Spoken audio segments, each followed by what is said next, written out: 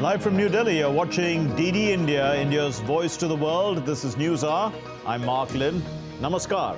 Coming up in the next hour. The Russian President Vladimir Putin lauds Prime Minister Narendra Modi for pursuing an independent foreign policy, praises India's foreign policy and economic growth amid challenging times.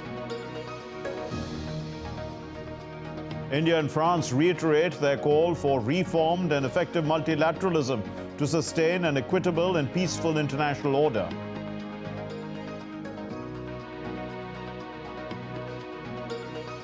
Prime Minister Narendra Modi urges the presiding officers of state legislatures to be inspired by members of the Constituent Assembly.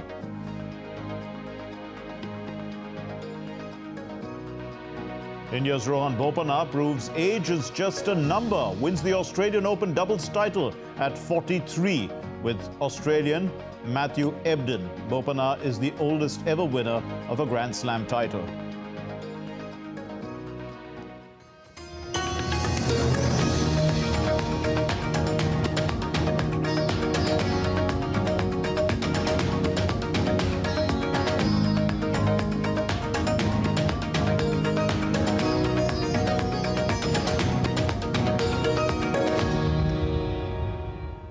The Russian President Vladimir Putin has lauded India and Prime Minister Narendra Modi for pursuing an independent foreign policy.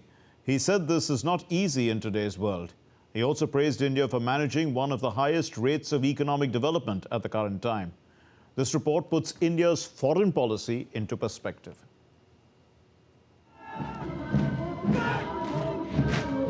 French President Emmanuel Macron, the chief guest on India's 75th Republic Day.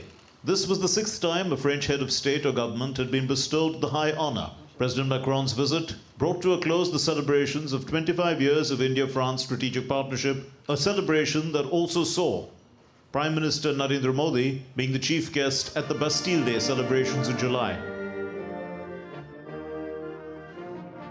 This unprecedented high point in the relationship has also set the stage for the next phase of the partnership to 2047 and beyond with high ambitions. France has always supported India's independent foreign policy, a policy which has been the reason for India's greater global influence in recent years.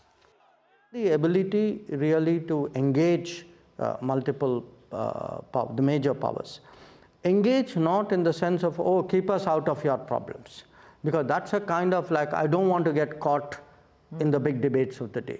That's not what we are saying. We are saying, yes, we have stakes in the big debates of the day. I will take my call, but there's no exclusivity in any of my relationships. I reserve the right to deal with each one of you as per my national interest. The New Delhi Leaders' Declaration at the end of the G20 summit in Delhi under India's presidency was hailed by the world, as it was adopted unanimously by countries that included all P5 members at a time when China and Russia seemed to disagree with almost everything the US, UK and France were in agreement on. One of the important points of the declaration was on reinvigorated multilateralism and reform. With each passing year, the feeling in the world is India ko hona chahiye. I can feel that support. Like in many cases, you have to continue, you have to persevere. The world does not give things easily and generously. Since 2014, under Prime Minister Narendra Modi, India has consolidated its relationship in the neighborhood and extended neighborhood, and relations with the Gulf countries received a significant boost. For example, at the Gulf, it was amazing. This is a region so near us, so many Indians living there, so much oil imported from there, yet politically very, very neglected. A country like UAE, for example, had not had a prime ministerial visit before Modi went there from the time of Indira Gandhi. India deals with China with a sense of realism. It is a realism that is exemplified by India's continued growth as a voice of the global South due to a clear strategic autonomy.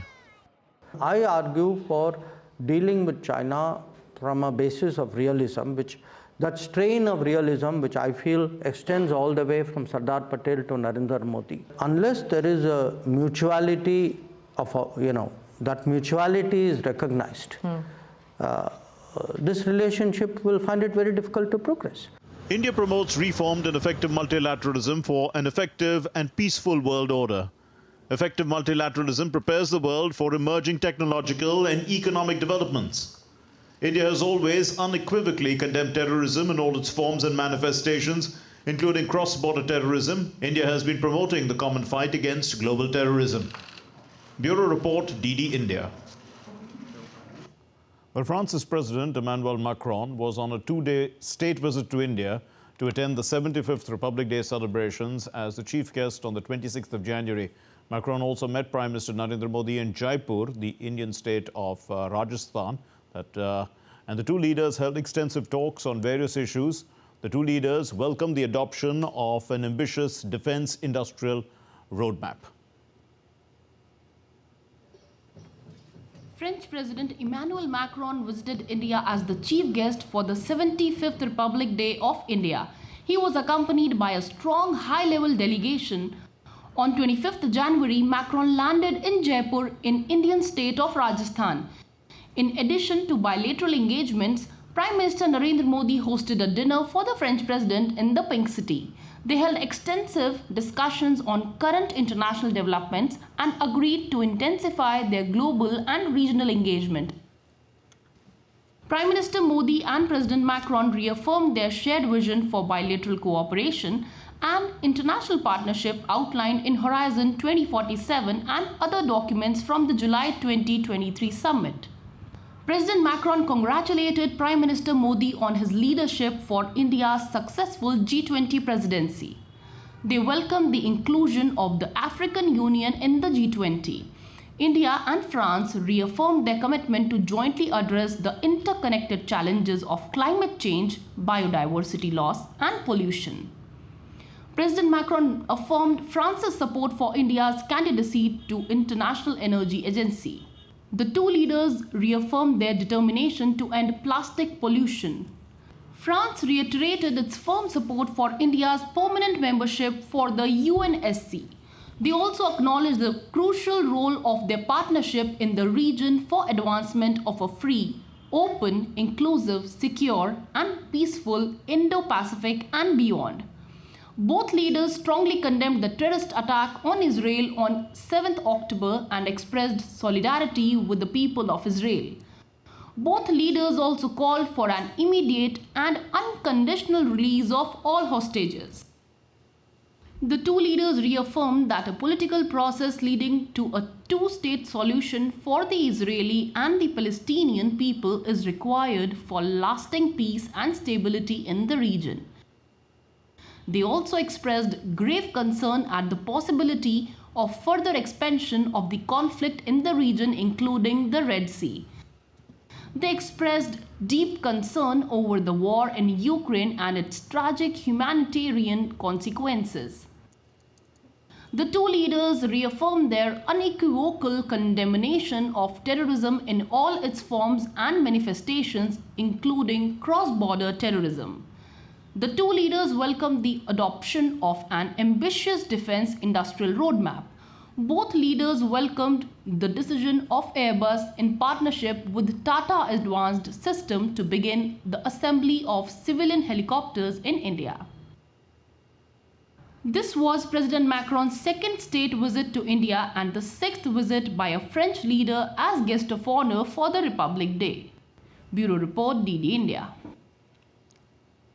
When India's Prime Minister Narendra Modi addressed the 84th All India Presiding Officers Conference in Mumbai.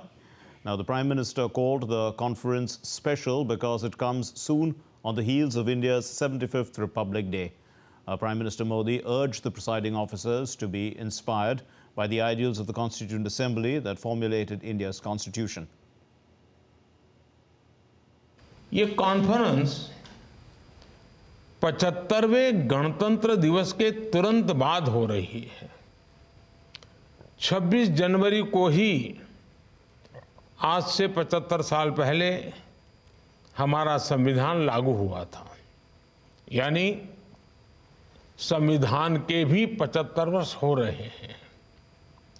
मैं संविधान सभा के सभी सदस्यों को भी देशवासियों की तरफ से श्रद्धापूर्वक नमन करता हूं। साथियों, पीठासीन अधिकारियों की इस कॉन्फ्रेंस के लिए हमारी संविधान सभा से सीखने को बहुत कुछ है। संविधान सभा के सदस्यों के सामने इतने सारे विचारों, विषयों और मतों के बीच एक राय बनाने की जिम्मेदारी थी और वो उस पर खरे भी उतरे। इस कॉन्फ्रेंस में उपस्थित सभी पीठासीन अधिकारियों के पास यह अवसर है कि वो एक बार फिर संविधान सभा के आदर्शों से प्रेरणा लें। The Prime Minister referred to the Nari Shakti Vandan Adhiniyam, or the Women's Reservation Bill, and he encouraged discussions aimed at enhancing women's participation and representation. He stressed on the need to increase youth participation as well in committees. इस conference में ऐसे सुझावों पर भी चर्चा होनी चाहिए जिनसे नारी सशक्तिकरण के प्रयास और बढ़े, उनका प्रतिनिधित्व और बढ़े। भारत जैसे युवा देश में आपको समितियों में युवाओं की भागीदारी बढ़ाने पर भी जोर देना चाहिए। हमारे युवा जनप्रतिनिधियों को सदन में अपनी बात रखने और नीति निर्माण में सहभागिता का ज्यादा से ज्यादा अवसर मिलता ही है और मिलना भी चाहिए। साथियों, 2021 में आपसे चर्चा करने के दौरान मैंने one nation one legislative platform के बारे में बात की थी।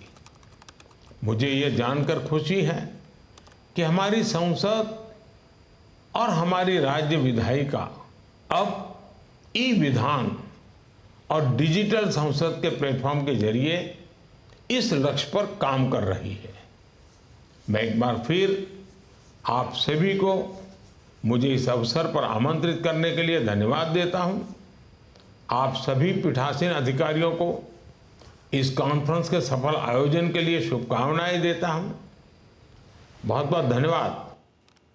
Well, Prime Minister Narendra Modi addressed the annual NCC rally, and this was at it's called the NCC PM rally at the Karyappa Parade Ground in Delhi today. And on the occasion, the Prime Minister also presented the Best Cadet Awards. So the event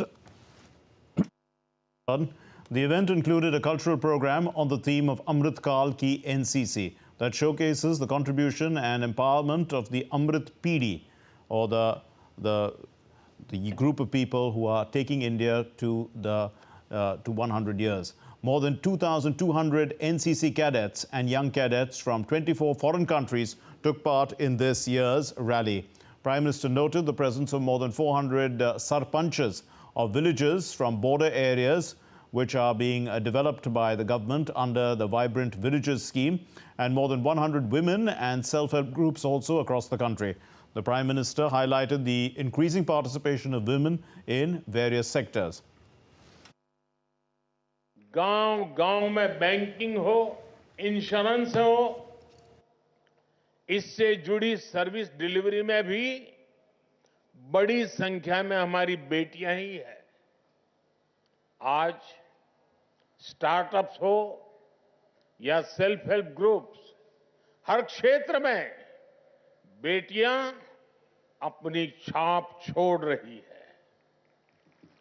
युवा साथियों, बेटों और बेटियों के talent को जब देश बराबरी का अवसर देता है तो उसका टैलेंट पूल बहुत बड़ा हो जाता है। यही तो विकसित भारत के निर्माण की सबसे बड़ी ताकत है। Well, preparations are underway as students and teachers collaborate on a special art exhibition set to be featured during the Pariksha Pe Charcha, enhancing the event with their creative expressions. Pariksha Pe Charcha is a discussion on students dealing with exams. DD India correspondent Kriti Vadera reports. Art is powerful in education. It not only fosters creativity and self-expression, but also enhances critical thinking and problem-solving skills. A unique art exhibition has been curated specifically for Pariksha Pe Charcha, showcasing diverse government schemes. We are very excited, as usual, to participate in the event, and 3 of our projects have been chosen by the CBSE to be showcased at Pariksha Pe Charcha. So we are hoping that the Honorable Prime Minister will be interacting with the children, and children will get an opportunity to showcase their projects. These projects are on agriculture, they are on anti-bullying and women empowerment, and they are also on creating the oxygenated masks for the people where the environment is concerned and the pollution is concerned. So they've prepared these projects, and there's a lot of artwork which is being put up there also. And all this artwork that is there, it is an amalgamation of different folk arts. It is also depicting the different initiatives that our Honorable Prime Minister has taken. Art encourages students to think beyond conventional boundaries, fostering a holistic approach to learning. While preparing artworks to be displayed at Pariksha Pe Charcha, attendees are eagerly anticipating the opportunity to meet PM Modi. It's a very great opportunity for me, and I'm feeling very excited to meet Modi ji, and it's a great learning experience for me. My artwork depicts how progressively India is developing in varied fields like Kisan Shakti, Nari Shakti, Kaushal Vikas, new education policy, etc. And the artwork is also depicting my Dr. Oxy mask, which we have developed with the help of new technology, which will help people with respiratory problems to seek medical help immediately. We've created 3 different models, and we've created 5 artworks depicting what we are showing in the models, and one is the universal artwork for what we are depicting. My favorite one is the where Lord Ram is creating the Ram Setu, and similarly we are showing Modi ji, and it's his vision to create India into a developed nation by the year 2047, which will be the 100th year of independence. With such impressive artworks, Delhi is gearing up to host the much-awaited Pariksha Pe Charcha this year, featuring PM Modi on 29th January at Bharat Mandapam. With camera person Lalita, I'm Kriti Vadera reporting from New Delhi for DD India. What's still to come here on DD India News Hour? Houthi rebels attack another merchant vessel in the Red Sea, escalating tensions. Does Nikki Haley have a decent chance of winning South Carolina primary against the former President Donald Trump?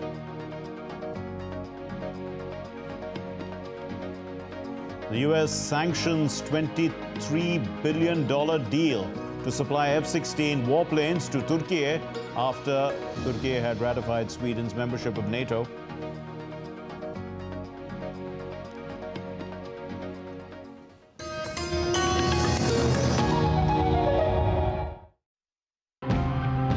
The connection between the wellness of our planet and our own well-being is more direct than we tend to believe. Let's explore more ways of helping the nature and in turn helping ourselves. So tigers are water babies.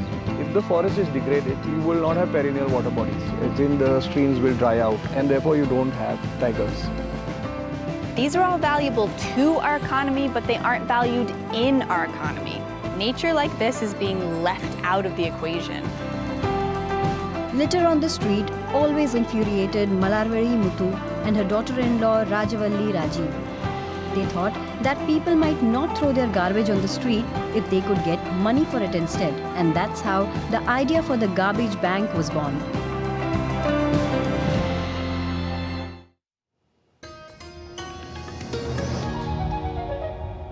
You're watching DD India News Hour. I'm Mark Lin. Yemen's Houthi rebels attacked a merchant vessel yet again in the Red Sea. It caused fire on board and disruption on the sea route. The Indian Navy swiftly responded to a distress call by the MV and assisted in dousing the blaze on the vessel.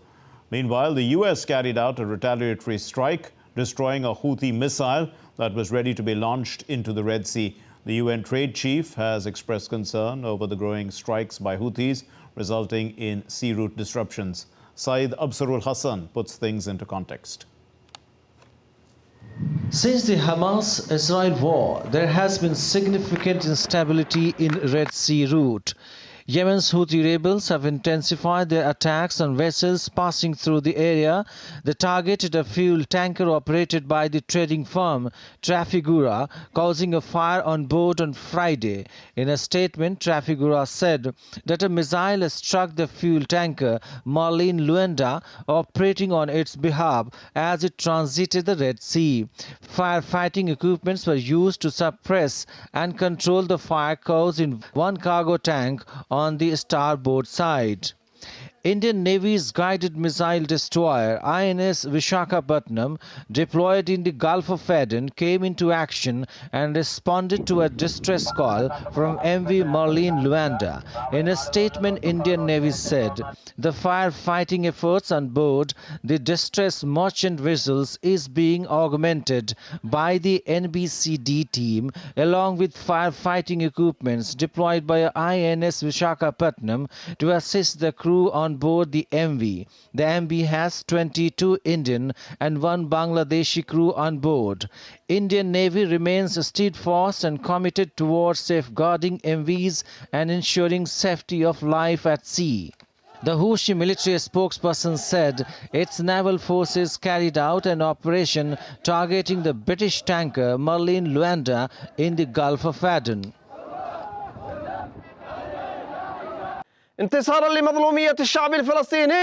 Yemeni naval forces carried out a targeting operation on the British oil tanker Marlene Luanda in the Gulf of Aden using a number of appropriate naval missiles. The strike was direct and resulted in the burning of the vessel. In the Red Sea. UN Chief of Trade Facilitation has expressed concern over the Houthi strikes on vessels disrupting trade between Europe and Asia. More than 80% of volume of international trade in goods is carried by sea. And the percentage is even higher for most developing countries. So maritime transport is really the lifeline of global trade. We are very concerned that the attacks on Red Sea shipping are adding tensions, costs to global trade, exacerbating trade disruption due to geopolitics and climate change. The U.S. military claimed to destroy a Houthi anti-ship missile in Yemen that was aimed into the Red Sea and ready to launch strikes. The missile, which posed an imminent threat to merchant vessels and the U.S. Navy ship in the region, was destroyed 8 hours after a Houthi anti-ship missile damaged an oil tanker in the Gulf of Aden on Friday. US and British naval forces had carried out attacks on Houthi facilities across Yemen and shot down 21 drones and missiles fired by Yemen-based Houthi on January 10. US has said that these attacks have seriously disrupted international commerce on the key route between Europe and Asia that accounts for about 15% of world shipping traffic. Many shipping companies have been forced to reroute their vessels, taking the longer journey around Africa, although several oil majors, refiners and trading houses have continued to use it. Sayyid Absarul Hassan for DD India. As the former U.S. President Donald Trump leads the Republican Party nominations race with wins in Iowa and New Hampshire, Nikki Haley is projecting a stronger challenge in South Carolina. Haley aims for victory, in fact, in South Carolina. However, uncertainty has prompted Republican Party donors to look elsewhere. Nikita reports. US former President Donald Trump marches towards the Republican Party nominations as he remains on the offensive after dominant wins in Iowa in New Hampshire. Now, only Nikki Haley is left to compete with Trump for the Republican nomination. Florida Governor Ron DeSantis and Vivek Ramaswamy have announced their withdrawal from the presidential race. You know, we won New Hampshire 3 times now, three. We win it every time. We win the primary, we win the generals, we've won it, and it's a very, very special place to me. It's very important. Trump has won the New Hampshire and Iowa caucus primary elections. However, Hele is still standing in the field and is claiming victory in the primary elections, which will be held in South Carolina. They're falling all over themselves, saying this race is over.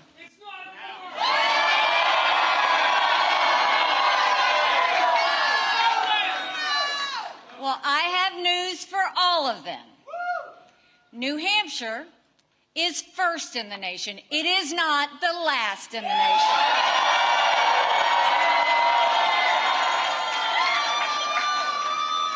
This race is far from over. There are dozens of states left to go.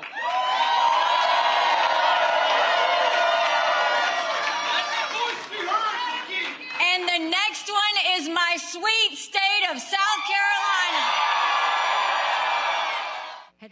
After the defeat in New Hampshire, Nikki's entire focus is on the South Carolina primary elections. Haley received support from independents and plans to stay in the race for upcoming primaries in South Carolina. However, any path to victory remains unclear and some major Republican Party donors are turning to other races. Well, the United States is encouraging Hungary to move forward quickly with Sweden's NATO membership. Hungary is the only NATO member that has not ratified Sweden's application to join the military alliance after the Turkish parliament ratified Stockholm's application and the President, Tayyip Erdogan, signed off on the approval on Thursday. I'd like to just take a moment to welcome Turkey's approval of Sweden's application to join NATO this week. As many of you know, the Turkish parliament voted to approve the articles of ratification on Tuesday. President Erdogan signed those documents yesterday, and we're expecting the instruments of ratification to arrive in Washington, D.C. very, very soon to be deposited at the State Department as per process. We certainly encourage Hungary to move forward with their process quickly so that the alliance can welcome Sweden into NATO without further delay. And the U.S. government has officially sanctioned a $23 billion deal to supply F-16 warplanes to Turkey following Ankara's endorsement of Sweden's NATO membership. Turkey is set to receive 40 new F-16s and enhancements for 79 existing jets. The U.S. Secretary of State Anthony Blinken orchestrated a robust diplomatic initiative to facilitate the deal, emphasizing to the Turkish president that the aircraft delivery hinged on Turkey supporting Sweden's NATO aspirations. Let's take a look now at other stories making news around the world. On Saturday, the Russian leader, Vladimir Putin, visited his home city of St. Petersburg to mark the 80th anniversary of the city's liberation from the Nazi siege during World War II. The siege of Leningrad lasted for 872 days, claiming the lives of hundreds of thousands of people. They died of starvation and bombardment, and it became one of the longest and deadliest sieges in the history of warfare.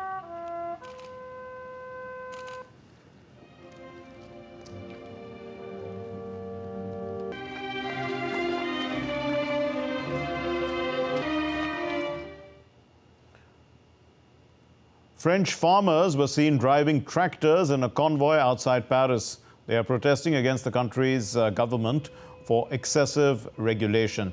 The protests have lasted over 2 weeks. The local farming unions have called for roadblocks in and around Paris to step up the pressure on the government, which the farmers accuse of not helping them enough to cope with what they say are low food prices and excessive regulation. Thousands took to the streets in Germany's Düsseldorf to demonstrate against right-wing extremism and the nationalist alternative for Germany. This is the country's biggest wave of protests in years. Protests across Germany gained momentum after a report that some senior AfD party officials discussed policies like mass deportation of citizens of foreign origin at a meeting with right-wing radicals. Now, still to come here on DD India News Hour. We'll be discussing India's independent foreign policy with an expert.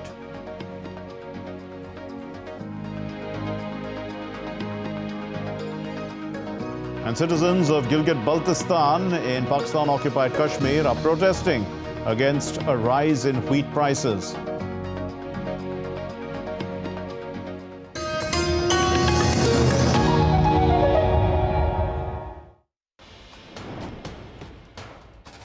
Wherever news breaks, whatever it takes. Connecting corners, cutting across continents. Stories that matter from across the globe. Accurate, authentic journalism that serves you right. From politics to glamour, from sports to world affairs, with a fusion of aesthetics and substance. Introducing news in a new avatar. Experience the world through a new lens. Stay tuned to DD India for an exciting journey beyond borders.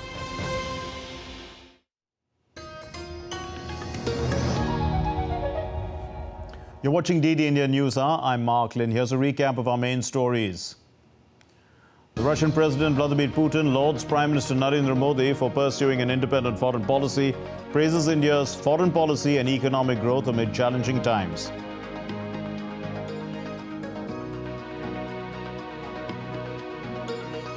India and France reiterate their call for reformed and effective multilateralism to sustain an equitable and peaceful international order.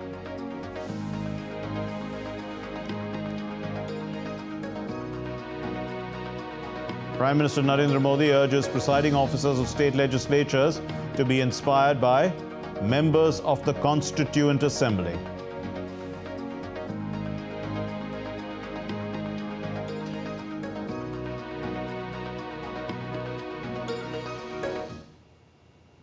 And going back to our story on India's independent foreign policy, we are joined by Professor Harshvardhan Pant, who is the Vice President of the Observer Research Foundation and a well-known analyst on international affairs. Thank you very much, Professor Pant.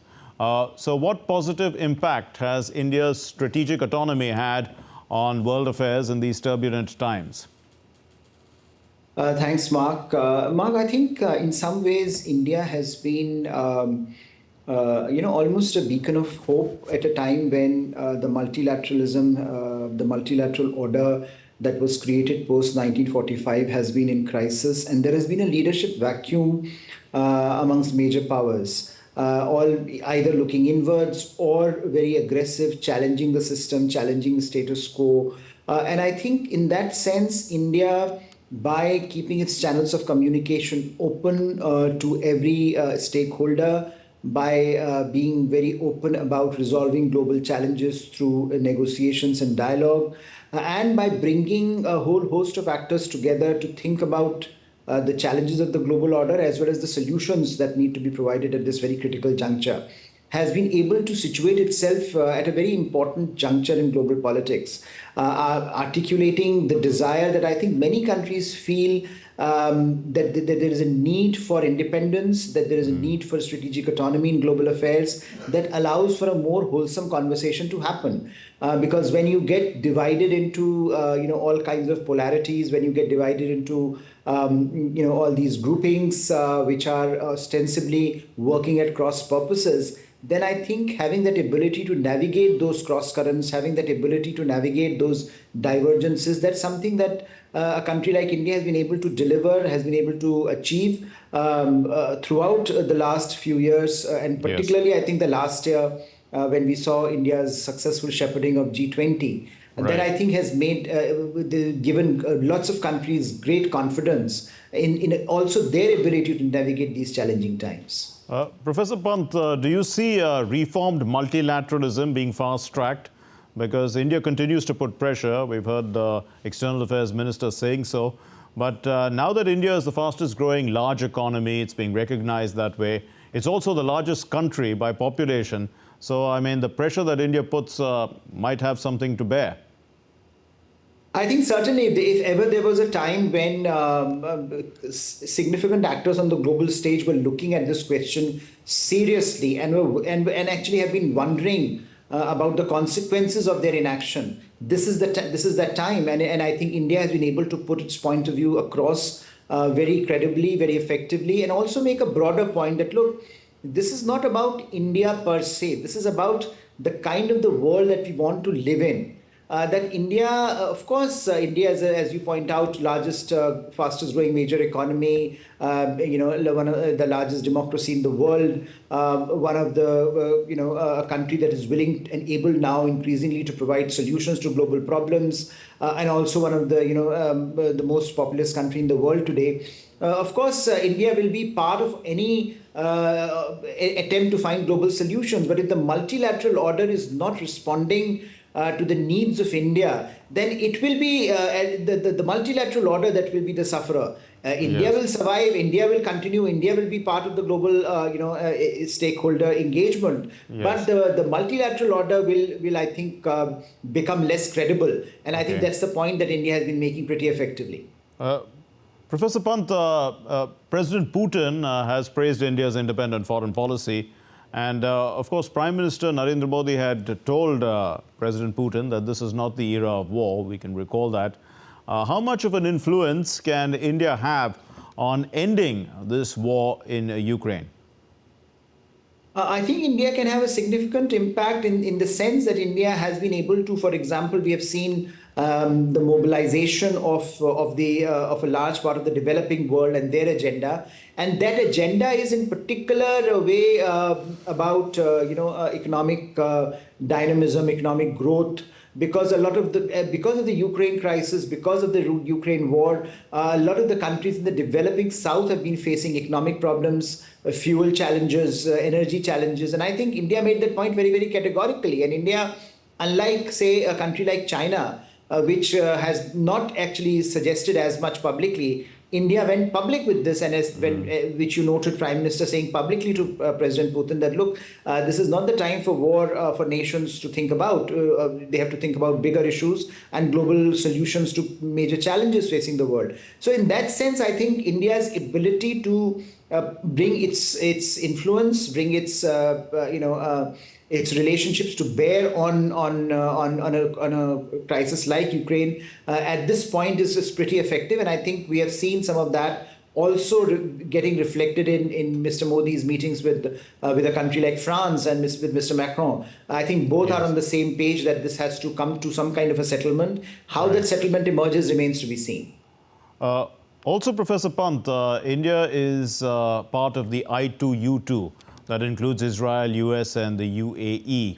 So, how do you view this grouping in bringing about some sort of a viable solution to the Israel-Hamas conflict?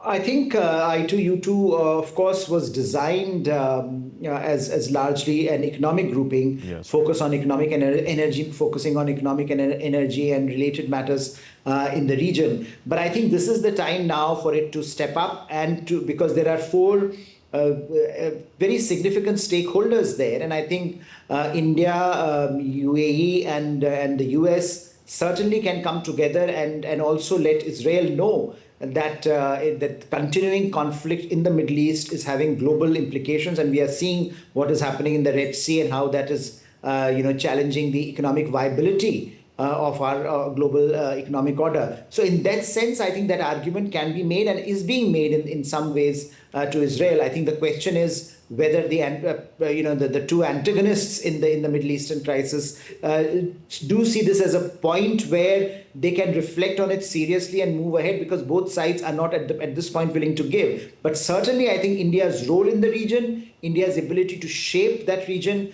has been pretty evident, not only with I2U2, but also with IMEC, the India, Middle East, Europe Economic Corridor that was announced at the G20. So I think even the viability of that corridor now is contingent on what happens to the Israel-Hamas war and how that pans out. Indeed. Professor Pant, also India has a vision to be a developed country by 2047, and it's a vision now that's shared on the foreign policy front as well. What do you see as the foreign policy imperatives to achieve this? I think for a country like India, and which has stated now quite unequivocally that it wants to focus on being a developed country by 2047, the primary focus, the primary goal is, and the primary outlook has to be oriented towards its own domestic developmental agenda. But in order for that developmental agenda to be fulfilled, India, like most countries in the world, need a stable global order. We cannot have a global order where there are multiple crises brewing around, where now multiple wars are being fought in different geographies of the world, and where the global economic order rests on very shaky foundations as it is today. So I think India's priority on the foreign policy front has to be, and is increasingly, how to shape a regional and global order that is stable, that can allow for the prosperity of India to be carried forward, and that can allow the aspirations of the multitude of Indians to be achieved. And I think for that, India is therefore working on its relationships and partnerships that allows it to that possibility to come to fruition. And as I think we started this conversation talking about strategic autonomy, and I think that's where it most fundamentally is needed, because India cannot afford a global economy that is coming under pressure because of great power politics, because of geopolitical tensions, and therefore keeping its channels of communication open, keeping its partnerships viable, and making those partnerships work towards common goal and common agenda is something that is required, and something that India has been working towards, because that is not only a foreign policy prerogative, but that is increasingly a domestic political and domestic economic imperative. Professor Harshvardhan Pant, Vice President of the Observer Research Foundation, thank you very much for your insights. The United Nations has launched a probe against the UN Agency for Palestinian Refugees for their alleged involvement in Hamas's unprecedented October 7 attack on southern communities. The accusation made by Israel resulted in several employees being sacked.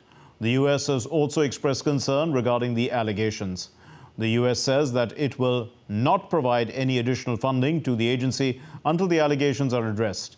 The UN, that's the United Nations Relief and Works Agency for Palestinian Refugees, it's called UNRWA. The chief has assured that any UNRWA employee who was involved in these acts of terror is going to be held accountable, including through criminal prosecution. An urgent and comprehensive independent review of UNRWA will be conducted, as it has been announced by Philippe Lazzarini, the Commissioner General of UNRWA, back on 17 January. To protect the agency's ability to deliver humanitarian assistance, Commissioner General Lazzarini has taken the decision to immediately terminate the contracts of all these staff members and launch an investigation in order to establish the truth without delay. Any employee of UNRWA who is involved in acts of terror will be held accountable, including through criminal prosecution. Kashmir's Gilgit-Baltistan region, people there are experiencing a significant disruption in their daily routines because of frequent strikes, characterized by the closure of business and a halt in transportation activities. This collective action is in response to not only an increase in subsidized wheat prices, but also various other grievances prevalent throughout the area. Now, citizens across all districts of Gilgit-Baltistan, they have been actively engaged in organizing protests and rallies. In addition, the closure of shops, markets, restaurants, and trade centers in various areas on Fridays, that signals the progression into the subsequent phase of a sustained month-long protest. The collective action is in response to the Gilgit-Baltistan government's recent decision to increase subsidized wheat prices. The overarching committee set up by the Indian Ministry of Education on January 16 submitted its final report suggesting a set of transformative reforms. Reforms have been proposed to strengthen the periodic approval, assessment, accreditation and ranking of all higher education institutions in India. The reforms have been proposed with a strategic intent to be consistent with the vision of the National Education Policy of 2020. Rather than grades, to encourage all the institutions to get on board in the accreditation process, thereby creating a quality culture in the higher education system. The binary accreditation is also in line with the best practices followed by many leading countries in the world. Now, India is celebrating the strength, resilience and achievements of women empowerment and also spearheading efforts for gender equality and equity and women-led development. So higher education in the country has also witnessed significant progress in terms of female enrollment, the establishment of new institutions in the last 5 years. According to the Ministry of Education's All India Survey on Higher Education 2021-22, the total enrollment in higher education has increased to nearly 4.33 crore in 2021-22 from 4.14 crore in 2020-2021. Female enrollment in higher education has increased to 2.07 crore in 2021-2022 from 1.57 crore in 2014-15. An increase of 44% has been seen in the enrollment of SC students. There has been a significant increase of 80% since 2014-15 in enrollment of ST female students. There is also a notable increase in OBC student enrollment since 2014-15 of around 50.8 lakhs. The total student enrollment in Northeast states is 12.02 lakhs in 2021-22 as compared to 9.36 lakhs in 2014-15. About 78.9% of total students are enrolled in undergraduate level courses and 12.1% are enrolled in postgraduate level courses. The total number of pass-outs has increased to 1.07 crore in 2021-22 as against 95.4 lakhs in 2020-2021. The total number of university-level institutions registered is 1,168, 45,473 colleges, and 12,002 standalone institutions. 17 universities and 4,470 colleges are exclusively for women. Still to come here on DD India News Hour. India's Rohan Bopanna creates history by becoming the oldest person to win a doubles Grand Slam title. And an Ollie Pope century gives England a fighting chance in the Hyderabad Test.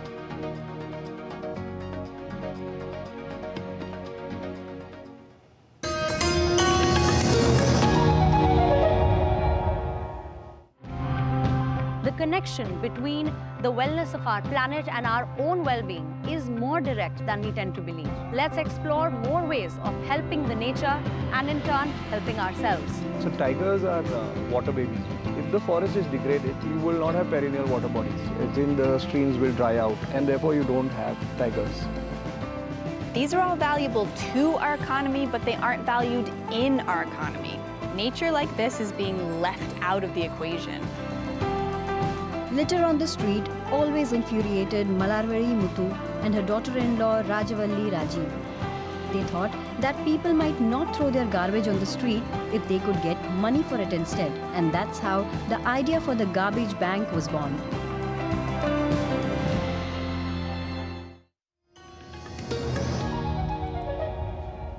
You're watching DD India News Hour. I'm Mark Lin. Now, the acclaimed Japanese author Rai Kudun credited the AI chatbot ChatGPT for assisting her in writing her award-winning novel. She further revealed that around 5% of her book was word-for-word generated by AI. Kudun won one of the most prestigious literary awards in Japan for her book called The Tokyo Tower of Sympathy. Despite criticism from other authors, the prize committee has not viewed Kudun's use of AI as a problem. Let's give you the sports news now. And the world number one, Rohan Bopanna and Matthew Ebden, created history when they defeated Simon Bolelli and Andrea Vavasori in the Australian Open men's doubles final. They've taken the title. Bopanna has become the oldest Grand Slam winner. He's 43 years of age. After the Indian and the Australian, they won the match 7-6, 7-5. The Italian duo were blown away in straight sets. Before Saturday's triumph, Bopanna had never won a men's doubles title at a Grand Slam tournament, despite reaching the final twice at the US Open in 2013 and then again in 2023. But he has had some success in the Grand Slams thanks to a mixed doubles win in 2017 at the French Open. Bopanna has become the third Indian to win a men's doubles Grand Slam title. And after Bopanna's win, Prime Minister Narendra Modi posted on X, "Time and again, the phenomenally talented Rohan Bopanna shows age is no bar. Congratulations to him on his historic Australian Open win. His remarkable journey is a beautiful reminder that it is always our spirit, hard work and perseverance that define our capabilities. Best wishes for his future endeavours." Now, Bopanna's perseverance and hard work have paid off, inspiring people around the world. India's Rohan Bopanna will become the oldest tennis world number one, aged 43, after he and Matthew Ebden defeated Argentine pair Maximo Gonzalez and Andres Molteni at the Australian Open. Bopanna will go top of the doubles ranking for the first time on Monday.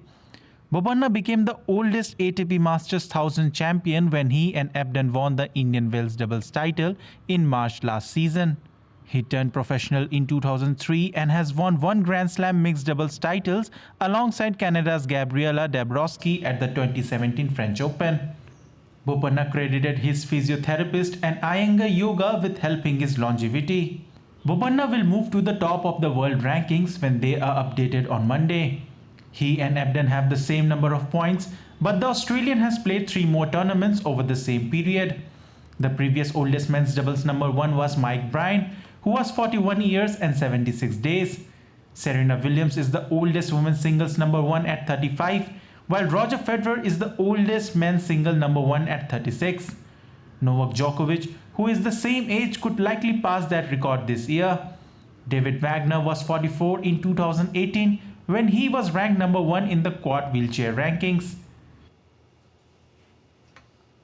Well, Arina Sabalenka of Belarus powered to a 6-3, 6-2 victory over the Chinese 12th seed Zheng Qinwen to successfully defend her Australian Open title. She has become the first woman to retain the Melbourne Park crown since compatriot Victoria Azarenka did so in 2013. Sabalenka came into the match without dropping a set at this year's first major and stayed perfect to join Ash Bartley, Serena Williams, Maria Sharapova and Lindsay Davenport in this elite club of players who have managed this feat since the year 2000. The English vice-captain Ollie Pope produced an unbeaten 148, but India remains on course for victory in the opening test at the end of day 3. The tourists had risked a defeat inside 3 days after India reduced England to 163 for 5 in their second innings in the second session of the day. But Pope dug in his heels in a sense, and he produced one of his finest knocks, probably the best he's played under circumstances. India will remain confident of going up 1-0 in this 5-match series because India has to bat again. But Rehan Ahmed was keeping Pope company on 16, with England finishing the day at 316 for 6 with 126 runs ahead. In fact, India has to still get 4 more wickets. So England look in a pretty promising position. But India had amassed 436 in the first innings in reply to England's score of 246 with a lead of 190. India has not lost a test series at home since 2012. News now from the 6th edition of the Khelo India Youth Games. The 9th day of the Games saw some action. In the shooting, the 10-meter air rifle men's event, the West Bengal athlete Ashmit bagged the gold medal, whereas Haryana's Himanshu bagged the silver and Rajasthan's Manvinder snapped up the bronze.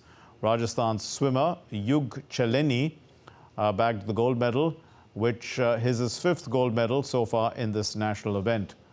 Now, Maharashtra also bagged the gold medal in the women's freestyle 200 meters category.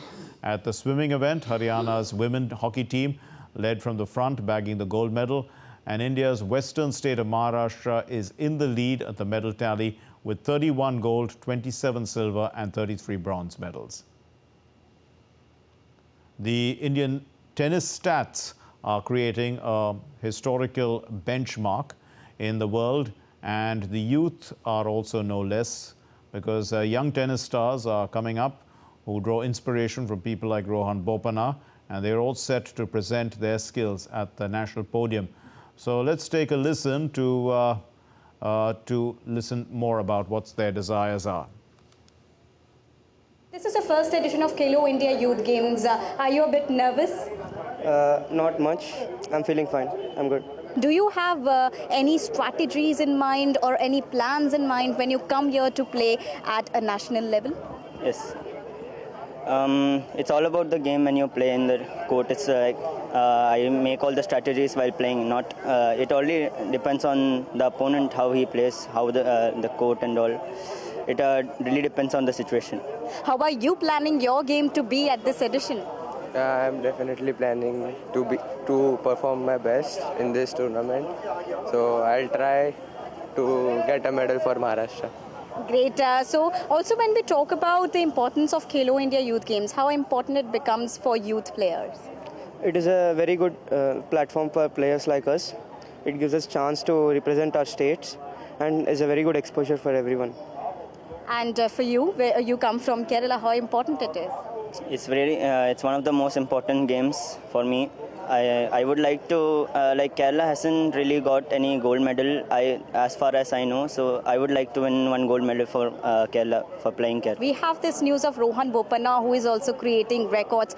Does this inspire you and the kind of facilities and opportunity that you have in your hand right now? Yes, it inspires us because he's the oldest world #1 currently. So yes, it inspires us to play good as he's also playing at his old age. So it inspires us. What do you have to say about that? It's very inspirational to see him do such kind of things at such an old age. It says that it doesn't matter about age, it's just a number, and it's all in your mind, and what matters is a passion in a person. Indeed. So what matters the most is the passion of the person, of the player. And with this, the tennis athletes are all set to create a mark at this edition of Khelo India Youth Games. With camera person Senthil, this is Deepika reporting for DD India from Chennai. So more power to all those youngsters with all the passion that they have. That's all for this edition of DD India News Hour. Let's know your thoughts on the news of the day. Connect with us on Facebook, X, which was formerly Twitter, and Instagram. We'll be back with more news as it breaks here on DD India. My name is Mark Lin. From all of us here in Delhi, thanks very much for watching DD India News Hour. Namaskar.